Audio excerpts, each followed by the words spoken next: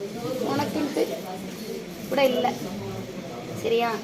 நீ நான் எல்லாத்தையும் பார்த்து வளர்த்து எல்லாம் பண்ணி நான் போய் இன்னொரு இடத்துக்கிட்ட போய் கை கட்டி நிற்கட்டா, கையேந்தி நிற்கட்டா? இப்படிங்கிற நிலை தானே உனக்கு. உடம்பு உனக்கு ஒத்துழைக்க மாட்டேங்குது இல்லை? யாருமே இப்போ உனக்குன்னு பாதுகாப்புக்கு இல்லாமல் நீ மட்டும் தனிமரமாக நிற்கிறீ இல்லையா? எல்லாத்தையும் ஓடி ஓடி பார்த்தல்ல, எல்லாத்தையும் பார்த்தியே இல்லையா? இப்போ உனக்கு என்ன செஞ்சுருக்காங்க?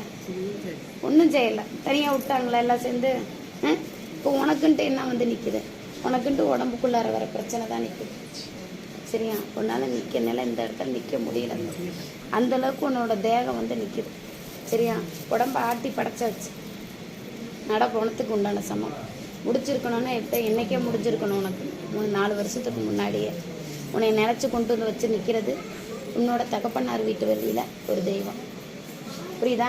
அந்த தெய்வம் இல்லைன்னா இப்போ நீ இங்கே இல்லை. உன்னோட கணவன் வீட்டு வழி தெய்வம்லாம் உனக்கு வந்து துணைக்கி நிற்கல. உன்னோட அங்கே இருக்க தெய்வம் மட்டும்தான். தெய்வம் இல்லைன்னா நீ இப்போ இல்லை. இந்த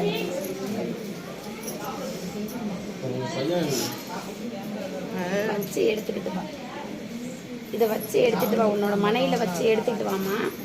அதுக்கு உண்டான பதிலை நான் சொல்கிறேன். பையனுக்கு உண்டான வழியும் நான் சொல்கிறேன். சரியா? 3 நாளில் வந்தது. அதை வச்சு எடுத்துகிட்டு வர. இந்த தாய்க்கு முதல்ல பார்க்கணும். அது நல்லா இருந்தால் தான் அந்த பையனை பார்க்க முடியும். தெரியுதா இல்லையா? அது நிலை என்ன நிலைங்கிறது தெரியுதா இல்லையா?